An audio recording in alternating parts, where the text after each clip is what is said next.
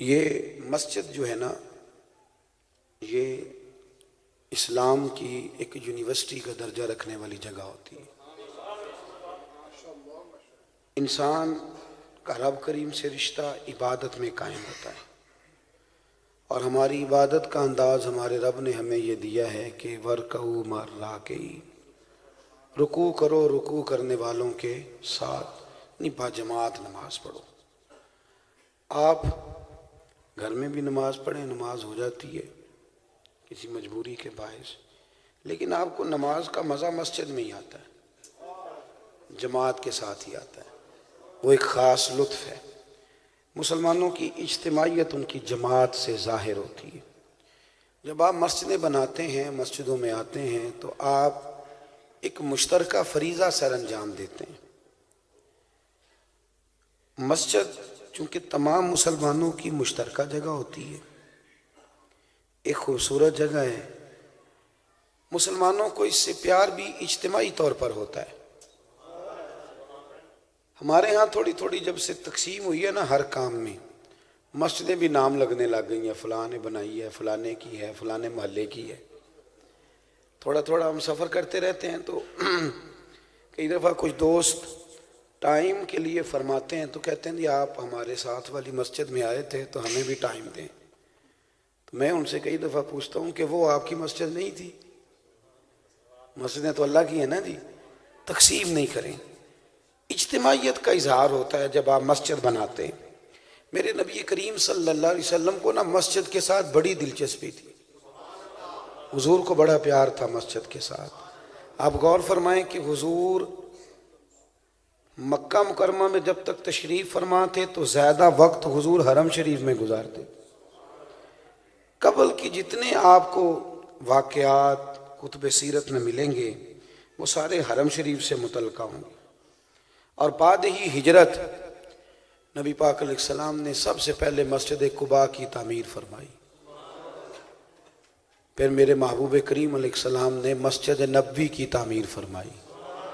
پہلے جگہ پسند کی، آپ سمجھیں اس بات کو، یہ شوق والا کام ہے، مسجد ایک شوق والا کام ہے۔ حضور نے پسند فرمائی جگہ، پتہ کراؤ کس کی ہے، 2 یتیم بچوں کی ہے، فرمایا ابو بکر پیسے دے کے خریدنی، وہ جگہ لے لی۔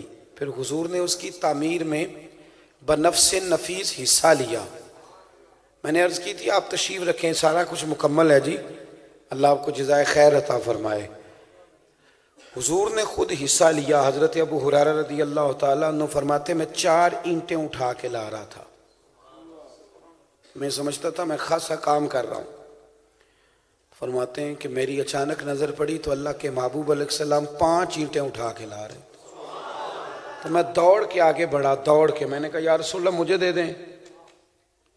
تو حضور فرمانے لگے مجھے بھی تو اجر کی ضرورت ہے نا، اور پیچھے سے ختم بھی نہیں ہوئی، ابھی پڑی ہیں، تم بھی اٹھا کے لے آؤ۔ مسجد کے ساتھ خاص دلچسپی اور بڑا ذوق تھا صحابہ میں، بڑا شوق تھا۔ بلکہ اسی دوران حضرت عمار بن یاسر رضی اللہ تعالیٰ عنہ کو کسی بات پر حضرت مولا علی شیر خدا نے ڈانٹ بھی دیا تھا۔ یہ مسجد کی تعمیر ہو رہی ہے نا جی، بڑی مہربانی میری بات پہ توجہ کریں جی آپ حضرات، اللہ آپ کو جزائے خیر دے۔ وقت پہلے ہی خاصا ہو گیا ہے، اور پھر رضوی صاحب کی بھی بات سننی ہے ہم نے۔ بھائی حضرت عمار بن یاسر رضی اللہ تعالیٰ عنہ آپ بھی اینٹیں اٹھا کے لا رہے تھے، مولا علی بھی اینٹیں اٹھا کے لا رہے تھے، کسی وجہ سے کوئی بات ہو گئی تو حضرت عمار بن یاسر نے مولا علی سے کچھ کہا، حضرت علی نے ان سے کہا۔ آپ جو کیفیت ہے اس کو سمجھیں، میں اس واقعے کی طرف نہیں جاتا، آپ کیفیت کو سمجھیں۔ یعنی اس مسجد کے کام میں ناراضگیاں بھی ہو رہی ہیں، رضامندگیاں بھی ہو رہی ہیں۔ حضور نے فرمایا علی عمار کو منانا ہے، محبوب کریم نے حکم دیا تو مولا علی نے منا بھی لیا۔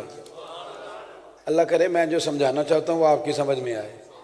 کہتے ہیں جی فلانا بھی ناراض ہو گیا، بنا تو میں مسجد ہی رہا ہوں نا، فلانا بھی کہہ رہا تھا ضرورت کوئی نہیں تھی، تو میں نے کہا میاں یہ تو شروع سے چلا آ رہا ہے، اپنے ہی ہوتے ہیں سارے۔ مسجد کی تعمیر میں ناراضگیاں بھی ہوتی رہتی ہیں، رضامندگیاں بھی ہوتی رہتی ہیں۔ مسجد جو ہوئی، کام جو سانجھا ہوا، میرے ایک چچا جان ہیں، رشتے میں چچا لگتے ہیں، وہ بلڈنگ لائن کے آدمی ہیں، بڑے اچھے نفیس کام کرتے ہیں وہ۔ تو ویسے جو نفیس کام کرنے والے ہوتے ہیں وہ خود کام چھوڑ جاتے ہیں، وہ پھر ٹھیکیداری کرتے ہیں. یہ بھی ہمارے زمانے کا مسئلہ ہے، وہ پھر ہاتھ نہیں لگاتے، جو کہ نفیس جو کرنے والے ہوتے ہیں پھر کھاتے شاتے ہی بناتے ہیں. تو وہ مسجد کا کام نہیں لیتے تھے. مجھ سے کسی نے شکایت کی کہ آپ کے چچا ہے اور مسجد کی ڈیوٹی نہیں کرتے، پلازا بنا دیتے ہیں، باقی چیزیں بنا دیتے ہیں. تو میں نے کہا چچا جان آپ یہ کام کیوں نہیں کرتے؟ کہتے پتر مسجد کے کام میں مشورے بڑے لوگ دیں دینے، تو میرے سے کوئی 10,000 مدد کرا لو پر میں یہ کام نہیں کرتا. پھر میں نے انہیں سمجھایا، میں نے کہا آپ کو پتہ ہے جس کام میں تنقید زیادہ ہوتی ہے اسی میں تو مزہ زیادہ ہوتا ہے. ڈرائیور کا کب پتہ چلتا ہے؟ ویسے سیدھی سیدھی گاڑی چل رہی ہو یا سپیڈ بریک کر آ جائے تب پتہ چلتا ہے. کھڈوں والے روڈ پہ ڈرائیور کا پتہ چلے، سیدھی سیدھی تو سارے ہی چلا لیتے. تو جب تھوڑی دشواری ہو نا پھر ہی تو پتہ چلتا ہے. مسجد کی تعمیر اللہ کے محبوب نے بڑی محبت سے فرمائی. آپ جتنی یادیں سیرت کی کتابوں سے نکالیں گے ساری آپ کو مسجد نبوی کی یادیں ملیں گی. حضور سارا دن مسجد میں بیٹھے رہتے. اسی مسجد میں فضیلت بیان ہوتی ہے حضرت ابوبکر صدیق کی. اسی مسجد نبوی میں جب کچھ لوگوں نے مذموم نظریات کی روشنی میں سیدہ طیبہ طاہرہ حضرت عائشہ صدیقہ کے بارے میں بات کی تو پھر قرآن نازل ہوا تو حضرت عائشہ کی عصمت کا خطبہ بھی اسی مسجد میں پڑھا گیا. جب مولا علی شیر خدا کرم اللہ تعالیٰ وجہ الکریم فرماتے ہیں میرا ارادہ بھی نہیں تھا، میں نے پیار ہی پیار میں کہہ دیا کہ میں شادی کرنے لگا ہوں، تو حضرت فاطمہ ناراض ہو گئی، کہنے لگی آپ نکاح کریں گے؟ تو محبوب نے وہیں خطبہ پڑھا سیدہ فاطمہ کی شان میں.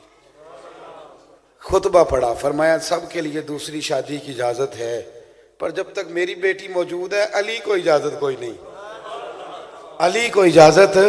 اب اس کی بڑی حکمتیں ہیں، اس پر دلائل ہیں، پر میں جو کہنا چاہتا ہوں اس کو سمجھیں.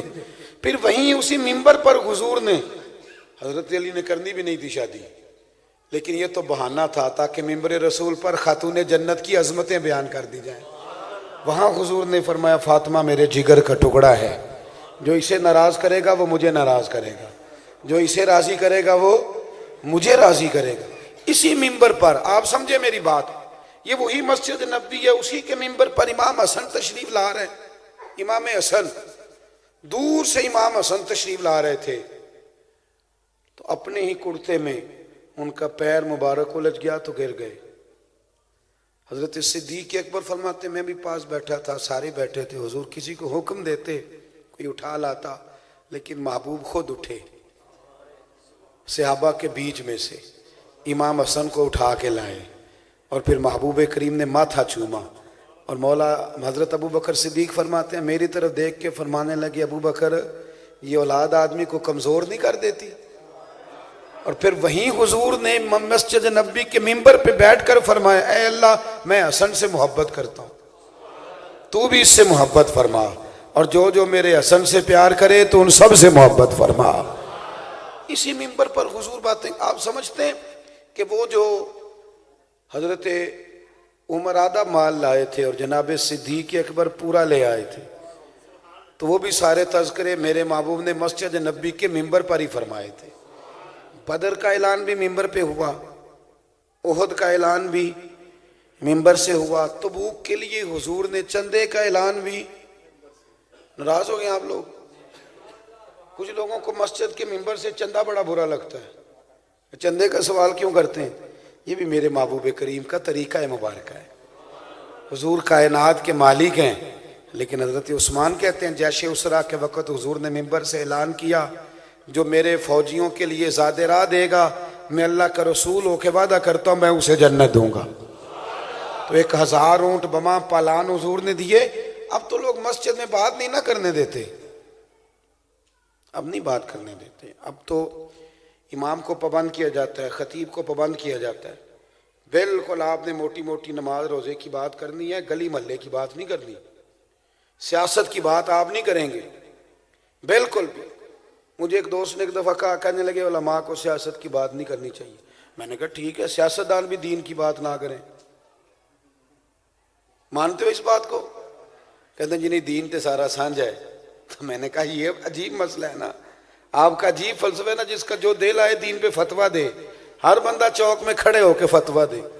اب تو یہ تو آپ کے نقیب محفل نے ماشاءاللہ شعر پڑھے ہیں، ورنہ میں تو روز محفل پہ ہوتا ہوں، ہمارے تو نقیب بھی بڑے ٹھاندار فتوے دیتے ہیں، بڑے تگڑے فتوے نقیب دے جاتا ہے، فلانے میں مومن نہیں منتا تے فلانے نو مننا۔ میں کہا پہلے تو نقیب کی ڈیوٹی اعلان کرنے کی ہوتی تھی، فتوے دینے کی بھی لگ گئی ہے۔ یقین کریں نقیب 200-400 فتویٰ دے جاتا ہے اور وہ لینا پڑتا ہے۔ وہ کئی بندوں کو، میں ملتان میں تھا تو ایک نقیب کہہ رہا تھا وہاں کہ جدہ جدہ ایمان ہے وہ ہاتھ کھڑا کرو۔ میں کہ بھی جنہیں تازہ بائی پاس کرایا ہو بے ایمان تے نہیں نا، وہ ہاتھ کھڑا کرے گا تو فوت ہو جائے گا بیچارہ۔ تو یہ آپ شرط کیوں لگاتے ہیں کہ ایمان والا ہاتھ کھڑا کرے؟ جو نہیں کر رہا وہ کب بے ایمان ہے؟ تو ویسے بھی آپ بات کو سمجھیں، مسجد کا ممبر ایک حسن رکھتا تھا، ایک جاذبیت تھی۔ میں جو بات کرنے لگا ہوں اس پر غور کرنا۔ مدینے میں مسلمانوں کو پانی کی قلت ہو گئی، یہودیوں کا قبضہ ہے کنویں پر، تو پانی کی ضرورت تھی، تو پھر بھی صدا مسجد نبی کے ممبر سے بلند ہوئی۔ حضور نے فرمایا جو مسلمانوں کے لیے پانی کا بندوبست کرے گا، اللہ کے رسول کا وعدہ ہے اس کے لیے جنت کا وعدہ کیا جائے گا۔ جنت کا یہ ہے عرض جنت، یہ طیبہ کی زمین ہے، جنت بھی یہیں، مال کے جنت بھی یہیں ہے۔ حضور نے وہی اعلان کیا۔ پانی کی بات کا بھی وہی اعلان ہوتا تھا، غریب کا مسئلہ بھی ممبر سے ہی بیان ہوتا تھا۔ کس ممبر سے؟ مسجد کے ممبر سے۔ آپ کے خیال میں ممبر وہی ہوتا ہے جو صرف ممبر ضلع کونسل میں بیٹھتا ہے؟ مسجد کے ممبر سے۔ حضرت ابو ذر غفاری فرماتے ہیں ایک دن میرے منہ سے نکل گیا حضرت بلال کے لیے، او ابشن کے بیٹے، آپ نے ناراض نہیں ہونا، شہروں میں کچھ حالات ٹھیک ہو گئے پر گاؤں میں ابھی بھی برادریزم ہے، ابھی بھی برادریزم ہے، اس سے تھوڑا نکلیں۔ برادریاں تعارف کے لیے ہوتی ہیں، اس کا کوئی اونچ نیچ سے تعلق ہے۔ اور بڑا مجرم وہ نہیں جو اپنے آپ کو اونچا سمجھتا ہے، بڑا مجرم وہ ہے جو اپنے آپ کو چھوٹا سمجھتا ہے۔ حضرت ابو ذر غفاری کہتے ہیں کسی بات میں میری شکر رنجی ہو گئی سیدنا بلال حبشی سے، تو میرے منہ سے نکل گیا وہ ابشن کے بیٹے۔ کس کے بیٹے تھے وہ؟ ابشن کے ہی تھے نا، وہ ابشن کے بیٹے۔ اللہ، سچ بھی نا صحیح کر کے بولنا چاہیے۔ ہم کئی دفعہ سچ بولتے ہیں پر اتنا تلخ بولتے ہیں کہ وہ سچ کم اور تیر زیادہ لگتا ہے۔ سچ بھی دیکھیں نا، لوگ کہتے ہیں جی میں اس لیے کڑوا ہوں کہ میں سچ بولتا ہوں۔ نبی پاک سے بڑا سچا ہے کوئی؟ کڑوا بولتے تھے؟ آپ یہ کیا بات کرتے ہیں؟ سچ ہی تو میٹھا ہوتا ہے۔ کچھ لوگ کہتے ہیں جی میرے سے غلط بات برداشت نہیں ہوتی، تو صحیح بات کو تو برداشت کرنے کی ضرورت بھی کوئی نہیں ہوتی کہ صحیح بات بھی برداشت کرنی پڑتی۔ برداشت کرنے والی کڑوی بات ہوتی ہے، جس کو کرنا ہے اس کو برداشت کریں۔ صحیح بات برداشت کرنے کی ضرورت کیا ہے؟ کڑوی بات ہی تو برداشت کرنی۔ حضرت ابو ذر کہتے ہیں میں نے کہہ دیا وہ ابشن کے بیٹے، بلال ناراض ہو گئے، اور صاحب طبقات تو کہتے ہیں بلال نہ کونے میں لگ کے بیٹھ گئے۔ جو لاڈلا ہو نا اسے رونا بھی جلدی آتا ہے۔ محبوب تشریف لائے تو حضرت بلال رو پڑے، تو حضور قریب گئے، ماتھا چوما، آنسو پونچھے، ایک واری میریاں اکھیاں چوں اونا نے اتھرو پونجے سن، ہن تے چسکا پہ گیا رونے دا تے ہر ویلے آہو زاری دا۔ حضور نے فرمایا کیوں روتے ہو؟ عرض کی حضور کچھ نہیں، یہاں لاڈ بڑا ملا ہے نا۔ تو حضور سچی بات ہی کی۔ ابو ذر نے کہا ابشن کا بیٹا۔ تو مسجد نبی پھر سج گئی، آ جاؤ بھئی سارے مسجد میں۔ حضور ممبر پہ بیٹھ گئے، اور محبوب نا بائی نیم تبلیغ نہیں کرتے تھے۔ حضور فرمانے لگے لوگوں کو کیا ہو گیا ہے، لوگوں کو کیا ہو گیا؟ میں نے تو جاہلیت کی ساری رسمیں پیروں نیچے مسل دی تھی، لوگوں کو ابھی بھی کہتے ہیں فلانا ابشن کا بیٹا ہے۔ حضرت ابو ذر کہتے ہیں اور تو کوئی نہ سمجھا پر میں سمجھ گیا۔ میری اور لڑائی تو بلال کی اکیلے میں ہوئی تھی نا، پر میں مجمع میں اٹھا، جتن جتن ہر کوئی کھیڈے، کدی ہارن بھی کھیڈ فقیرہ، جتن دا مل کوڈی پیندئی، ہارن دا مل ہیرا۔ کبھی ہار کے بھی دیکھیں، اس میں بھی بڑا ہی مزہ ہوتا ہے۔ کہتے میں مجمع میں اٹھا اور بلال کے سامنے جا کے لیٹ گیا۔ میں نے کہا وہ ابشن کے بیٹے، اپنا پیر اٹھا کے میرے چہرے پہ رکھ، میں دنیا کو بتاؤں کہ تھا تو ابشن کا بیٹا، پر جب سے مدینے والے کا غلام بنا ہے امت کا امام بن گیا ہے۔ ساری باتیں تو مسجد میں ہوتی تھی۔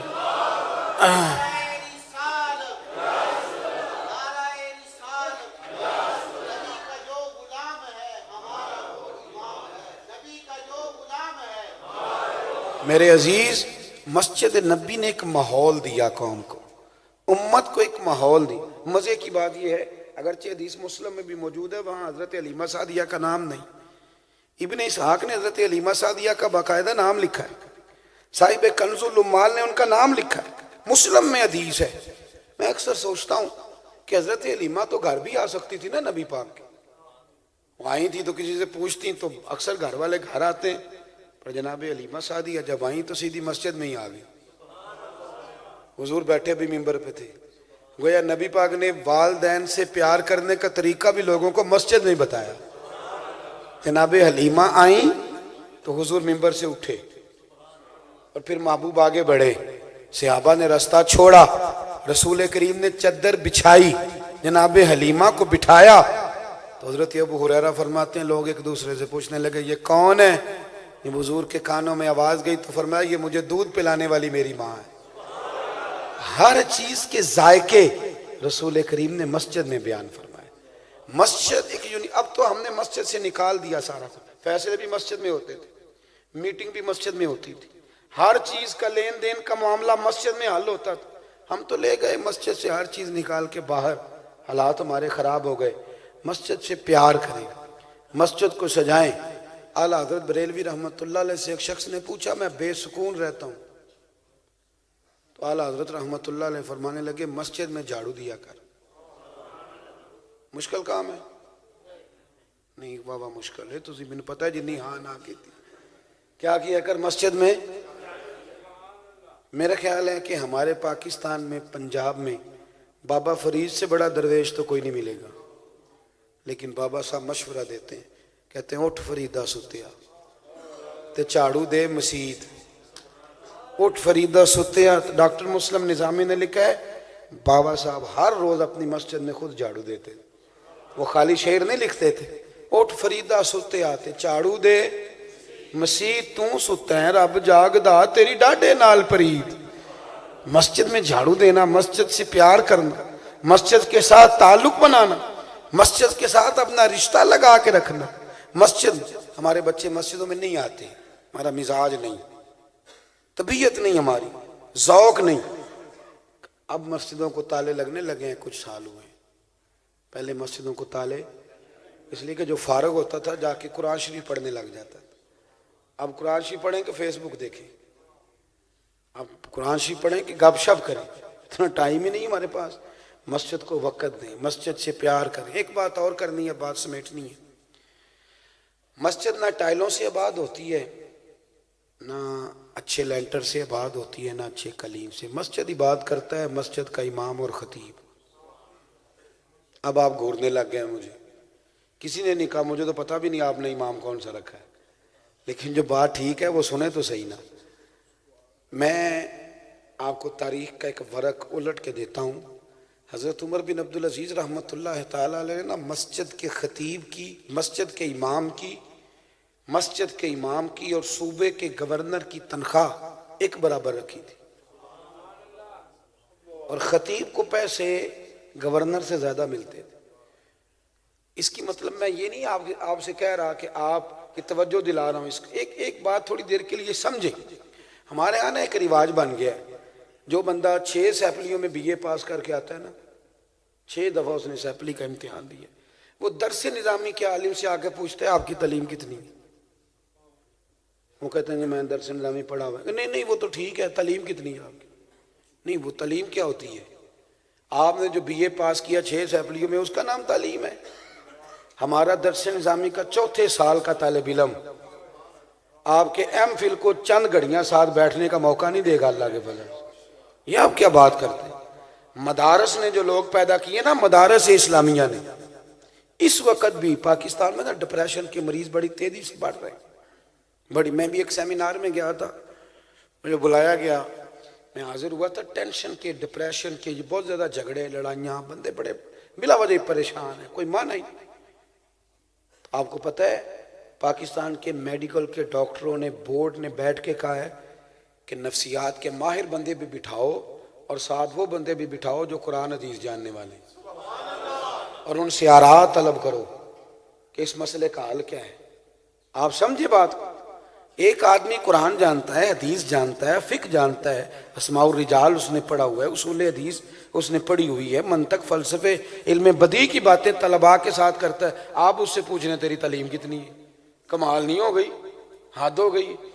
جو آدمی بی اے پاس کر کے، بی ایڈ کر کے اسکول میں پی ٹی سی یا چلیں ایس ایس ٹی ٹیچر بھرتی ہوتا ہے آج کل، اس کی تنخواہ کتنی ہے؟ اس وقت 50,000 سے زیادہ تنخواہ ہے، بالکل ابتدائی کانٹریکٹ بیس پہ بھی۔ تو امام صاحب اگر غلطی سے موٹر سائیکل خرید لیں نا کبھی، محلے کے امام صاحب، تو سارا گاؤں تحقیق کرتا ہے تو پتہ کرو انہیں کتوں لے لی موٹر سائیکل۔ میں صحیح کہہ رہا ہوں آپ سے، سارے لوگ تحقیق کرتے ہیں، کہتے ہیں اس نے کہاں سے خرید لی، اس کا پتہ کرو۔ آپ میری بات کو سمجھیں، خدا را چیزوں پہ غور کریں۔ بہت سارے نا ہمارے گجرانوالہ میں ایک بزرگ ہوئے، وہ 7 بھائی عالم تھے، میں نام نہیں لیتا، چشتی صاحب جانتے ہیں، 7 بھائی۔ تو جو بڑے مفتی صاحب تھے ان کے 2-3 بیٹے جو ہیں وہ باہر چلے گئے۔ میں نے ایک دفعہ ان کے ایک بچے سے شکوہ کیا، کسی محفل میں مل گئے، میں نے کہا کیا آپ اتنے، آپ سارا خاندان علماء کا تھا، حافظ خالد صاحب کی بلا بھی جانتے ہیں، وہ میں نے کہا آپ نے وہ، کہنے لگے کی لبا ابا جی نوں کی لبا ہے، چوتھے دن آ کے کوئی بٹ صاحب کو جٹ صاحب جو مرضی سنا کے نکل جاتے ہیں، کیا ملا؟ ساری زندگی کی باتیں۔ تو ہم نے فیصلہ کیا یہ کام نہیں کرنا۔ میرے ایک دوست ہیں مولانا، ان کا بیٹا بڑا لائق تھا، تو چھوڑ گیا، جامعہ نظامیہ میں پڑھتا تھا، چھوڑ کے تو اس نے کہا جی میں نے باہر جانا ہے۔ اس کے ابا کہنے لگے آپ اس کو سمجھائیں، میں گیا، میں نے کہا بھائی پڑھتے تو بڑے اچھے تھے، کیوں چھوڑ رہے؟ تو کہنے لگا مسجد کی چھت پہ رہتے ہیں، میری 4 بہنیں ہیں، تو رشتہ دیکھنے کے لیے ایک بی بی آئی تھی، تو میری بہنیں وہ ہیں کہ جن کو آج بھی اگر ایک ایک آپ ٹانگ پہ کھڑا ہو کے کہیں گے نا الحم سے والناس تک سارا قرآن سناؤ تو پکی حافظیں ساری سنا دیں گی۔ لیکن رشتہ دیکھنے والی بی بی نے پہلا قدم رکھا ہے مسجد میں، تو کہندے او ہوئے مسیتے نہیں دینے، تو زور لگایا ہے جو بیچ میں بی بی تھی کہ چھت پہ تو چڑھ دیکھ تو سی، اس کا نہیں، انہوں کو پہلے کدھر مکان ہے چاون، اس لیے کہ بچے یہاں آئیں۔ آپ سمجھے چیزوں کو، آپ نے یہ لفظ مولوی کو، لفظ ملا کو بڑی محنت کر کے رسوا کیا گیا ہے، جو بڑا کام دی۔ دیکھیں نا، میں اکثر دوستوں سے کہتا ہوں پگڑی کس کی سنت ہے؟ بول کے بتاؤ۔ آپ جائیں یہ گجرانوالہ کے مہنگے ہوٹل میں، مینیجر نے پگڑی باندھی ہوتی ہے کہ جو دروازے پہ کھڑا ہوتا ہے اس نے باندھی ہوتی ہے؟ باندھنے کس کو چاہیے؟ لیکن وہ کلا دے کے اس کو کھڑا کر دیتے ہیں۔ آپ مینیجر بھی باندھے، وہ بھی باندھے، ہمیں اعتراض نہیں، پگڑی جج صاحب نے باندھنی ہے یا جو پیچھے ڈنڈا لے کے کھڑا ہے اس نے باندھنی ہے؟ تو باندھی کس نے ہوئی ہے؟ یہ سمجھیں آپ، یہ بڑی محنت کی گئی اس کام پہ۔ جب تک علماء، مسجد کا امام، مسجد کا حافظ، مسجد کا قاری، اس کو جب تک آپ اس لحاظ سے، ہم تو معاشرے کا حصہ نہیں بناتے، قریب نہیں بٹھاتے۔ پنچایت کی میٹنگ ہو تو کہتے ہیں مولوی صاحب یہ سیاسی مسئلہ ہے۔ وہ ہمارے ایک دفعہ ایک بڑے پیار والے ہیں تو وہ مری گئے ہوئے تھے، میں بھی کالج میں پڑھتا تھا تو میں بھی چلا گیا، تو ان کے محلے کے مولوی صاحب بھی آ گئے، وہ بیچارہ چھپنے لگا کہ چوری صاحب یہ لڑکے تھے مصیبت بنی، تو ان فٹافٹ کہندے مولوی صاحب تسی کدھر آئے ہو، تواڈے والی تھا نہیں، تو میں کیا حج صاحب تواڈے والی ایسی کیا؟ آپ ایک حدیث سنیں اور میں اپنی بات کو سمیٹوں، کیا خوبصورت لفظ ہے میرے نبی کریم کی۔ حضور فرمانے لگے جس نے اللہ کی رضا کے لیے مسجد بنائی، یہ دیکھیں شرط حضور نے کیا لگائی، اس کا مطلب ہے کچھ بندے ایسے بھی ہیں جو نام کے لیے بھی کام کرتے ہیں۔ فرمایا جس نے اللہ کی رضا کے لیے مسجد بنائی، اس نے مسجد نہیں بنائی، اس نے تو جنت میں اپنا مکان بنا لیا ہے، اس نے تو مکان بنا لیا جنت میں اپنا۔ جن دوستوں نے یہ کام کیا ہے نا انہوں نے بڑا ہی نفع کیا، بڑا ہی نفع کیا، بڑے شوق سے ہم نے اس مسجد کو آباد کرنا ہے۔ اب کوشش فرمائیں کہ یہ سجدوں سے آباد ہو جائے، یہ تلاوت قرآن سے آباد ہو جائے، اللہ کے ذکر سے آباد ہو جائے۔ اپنے امام سے تعاون کریں، مسجد سے پیار کریں، مسجد میں اختلاف رائے کم سے کم کریں، جھگڑے سے بچیں، کوشش کریں کہ جس قدر ہو سکے ایک دوسرے سے محبت والا، پیار والا، ذوق والا مظاہرہ کریں۔ میں نے جتنی باتیں کی صرف اس لیے کی کہ جن چیزوں کی ضرورت ہے وہ تھوڑی تھوڑی ہم تک پہنچ جائیں۔ میں اکثر دوستوں سے کہتا ہوں کہ قرآن کے حافظ بھی ہیں، قاری بھی ہیں، الحمدللہ عالم بھی ہیں، ضرورت اب ان لوگوں کی ہے جو قرآن سے پیار کریں، اور کسی قاری صاحب سے کہیں میرا آج سورۃ رحمان سننے کو دل کر رہا ہے، ذرا سنائیں تو صحیح۔ مسجدیں اب ہیں، ضرورت ہے کہ اب مسجدوں سے پیار کریں، ہمارا نا خاص یہ تنقید نہ کریں کہ دیکھو جی کمیٹی والے تو دروازہ ہی نہیں لگا رہے، تو آپ کے گھر کا دروازہ خراب ہو تو کمیٹی نے لگانا ہے کہ آپ نے لگانا ہے؟ تو یہ اللہ کا گھر ہے، کبھی خراب ہو تو آپ لے آئیں اپنے حصے کا کاریگر، اس سے پیار کریں۔ اللہ انہیں بہت ساری برکت دے جنہوں نے یہ کام کیا ہے۔ میں نے اپنی طبیعت بھی میری ایسی تھی، جو مجھ سے ہو سکا میں نے چند باتیں عرض کی ہیں، انشاءاللہ خطاب ہوگا۔ محفلیں سرکار کے نام کی ہوتی ہیں، لوگ آتے بھی رہتے ہیں جاتے بھی رہتے ہیں، تو ہم شخصیات کے نہیں نظریات کے قائل ہیں۔ میں کچھ بیمار ہوں کافی دنوں سے، کچھ یہ میلاد شریف والے دن اور تھوڑا گلا جو تھا وہ متاثر ہو گیا، مجھے اجازت لینی ہے۔ آپ لوگ تشریف رکھیں گے، رضوی صاحب کا بیان ہوگا، اس کے بعد سلام ہوگا، لنگر شریف ہوگا، جیسے آپ کا اہتمام ہے اس کے مطابق آپ چلیں۔